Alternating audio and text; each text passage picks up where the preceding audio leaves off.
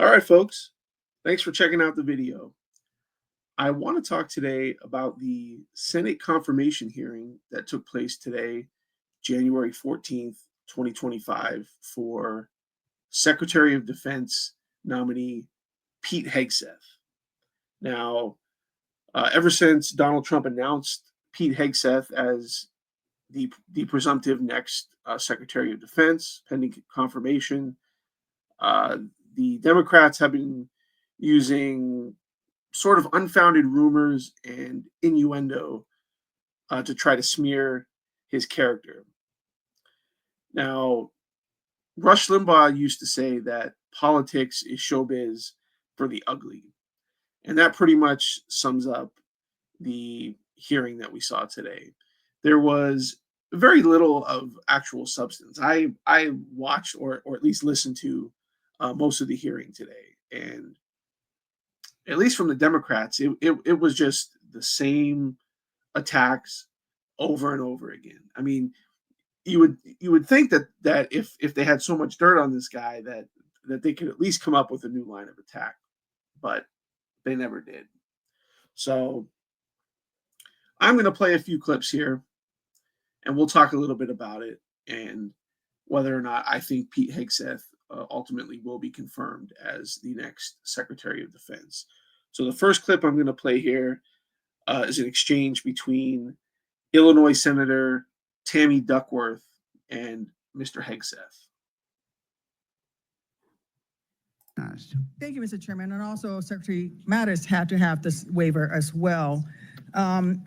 Mr. Hegseth, this hearing is about whether you are qualified to be Secretary of Defense. And one of the qualifications, to answer my colleague's question, is to actually win the votes of every member of this committee and to be confirmed by the United States Senate. And you need to convince us that you're worthy of that vote, because the people of the state of Illinois voted for me to be their senator so that I could cast that vote when it comes to picking who is going to be the next Secretary of Defense. This hearing now seems to be a hearing about whether or not women are qualified to serve in combat, and not about whether or not you are qualified to be Secretary of Defense. And let me just say. Okay, let me stop it here. Now, it was people like Senator Duckworth and other Democrats on the committee that brought up whether or not women are qualified to serve in combat roles. They're the ones making a big deal about it, not Pete Hegseth. That the American people need a SecDef who's ready to lead on day one. You are not that person.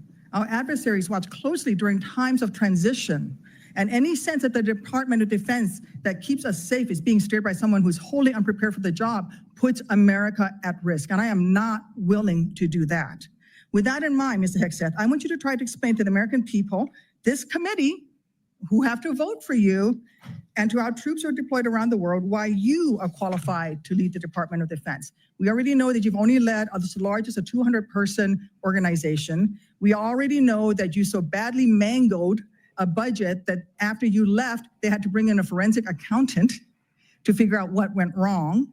And that the largest budget you ever managed was about $18 billion.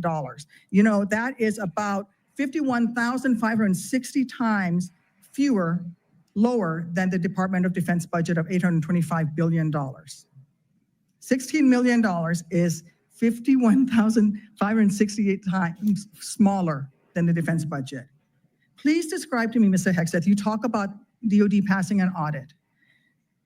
Please describe to me a time or an organization when that you led underwent an audit, because you say you're going to hire smarter people than you to run this audit. I'm not asking you to be an accountant. I want you to be able to tell me what kind of guidance will be given to those employees, what will happen whether or not you pass that audit. Have you led an audit of any organization? Yes or no? I don't want a long answer. Yes or no? Have you led an audit of any organization of which you were in charge? Senator, in both of the organizations I ran, we were always completely fiscally responsible. Yes or no, did you lead an audit? And the way yes or no, did you lead an audit? Yes or no? Completely what are you afraid of? You can't answer this question. Yes or no, did you lead an audit? Do you not know this answer? Senator, every part of my leadership of these organizations has been misrepresented. I will take that as a no. What were the findings? So there were no findings because you've never led an audit. What guidance did you give the auditors? None, because you've never led an audit. No. Okay, all right. So, yeah, believe it or not, that unhinged woman that you just heard there is a sitting U.S. senator. Okay, I am sure that gives you great confidence in our government here. And this seemed to be a pattern in the hearing, that the members of the committee would ask a question and then not allow him to answer because he wasn't answering it the way they wanted him to answer. Okay. And a lot of these people were making it about them, not about Pete Hegseth. I mean, he did fine. I mean, he's a smart guy. He's a great communicator. He knows how to speak. He knows how to answer the questions. But again, showbiz for the ugly. You know, Tammy Duckworth's not going to win any beauty pageants here, but she sure knows how to get attention. Okay. And did this question really have anything to do of substance about what Pete Hegseth? I mean, you think Pete Hegseth's going to be sitting there, crunching numbers every day? No, he's going to have an entire department of people to handle these sort of things. So Tammy Duckworth just basically wasted everybody's time with such a question. Okay, now another clip that was interesting here is from everybody's favorite, right? Massachusetts Senator Elizabeth Pocahontas Warren. Okay, now I'm going to play the clip here, and this one actually got some laughs, and I think Elizabeth Warren almost caught herself laughing at herself here. So we'll take a look at that. They retire. Generals should be banned from working for the defense industry for 10 years. You and I agree on the corrosive effects of the revolving door between the Pentagon and defense contractors. It's something I would have liked to talk with you about if you'd come and been willing to visit with me. But the question I have for you on this is, will you put your money where your mouth is and agree that when you leave this job, you will not work for the defense industry for 10 years? Senator, it's not even a question I've thought about, because it's not about one it right now. It's not one. My motivation for this job. I understand has never that. been I just about need what a could yes or no conceivably here. come next. Time is short. I just need a yes or no. I would consult with the president about what the policy should be In at the Defense other Department. words, you're quite sure that every general who serves should not go directly into the defense industry for 10 years. You're not willing to make that same pledge? I'm not a general, Senator.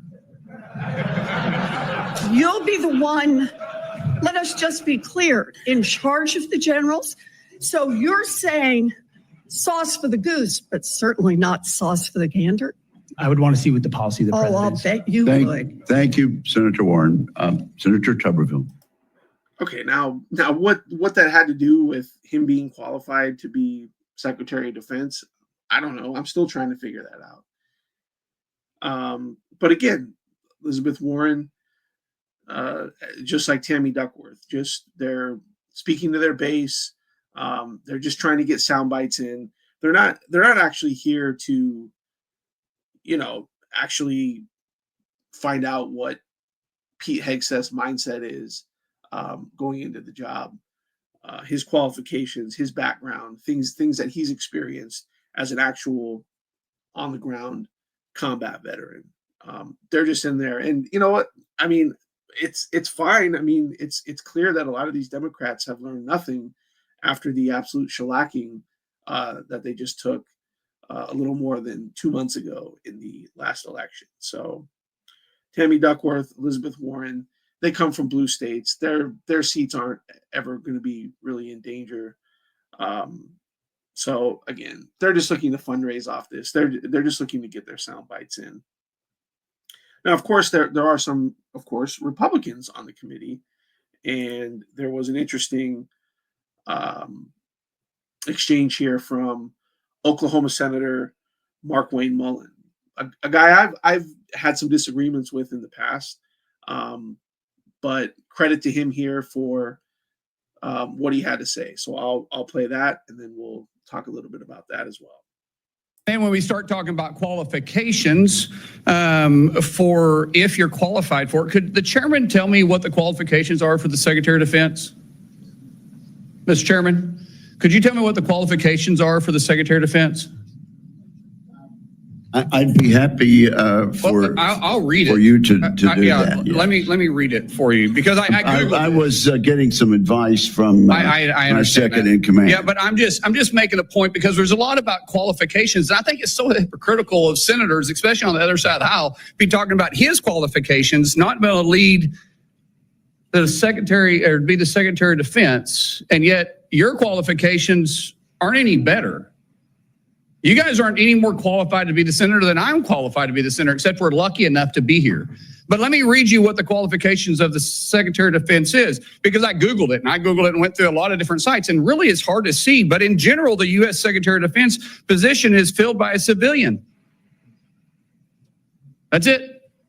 If you have served in the U.S. Army Forces and have been in the service for, you have to be retired for at least 7 years, and Congress can weigh that. And then there's questions that the senator from Massachusetts brought up about serving on a board inside the military industry, and yet your own secretary that you all voted for, Secretary of Austin, we had to vote on a waiver because he stepped off the board of Raytheon. But I guess that's okay because that's a Democrat Secretary of Defense. But we so quickly forget about that. And then Senator Kaine, or I guess I better use the senator from Virginia, starts bringing up the fact that what if you showed up drunk to your job? How many senators have showed up drunk to vote at night? Have any of you guys asked them to step down and resign from their job? And don't tell me you haven't seen it, because I know you have. And then how many senators do you know have got a divorce before cheating on their wives? Did you ask them to step down? No. But it's for show. You guys make sure you make a big show and point out the hypocrisy because the man's made a mistake. And you want to sit there and say that he's not qualified? Give me a joke. I mean, it is so ridiculous that you guys hold yourself as this higher standard and you forget you got a big plank in your eye. We've all made mistakes. I've made mistakes. And Jennifer, thank you for loving him through that mistake. Because the only reason why I'm here and not in prison is because my wife loved me too. I have changed, but I'm not perfect. But I found somebody that thought I was perfect. And for whatever reason, you love Pete, and I don't know why. But just like our Lord and Savior forgave me, my wife's had to forgive me more than once too, and I'm sure you've had to forgive him too. And so thank you. So before I... Okay, and shout out to Senator Mark Wayne Mullen from Oklahoma for pointing this stuff out. I mean, he's been a senator for a little while now. He was... I believe he was in Congress prior to that, so he knows what he's talking about here.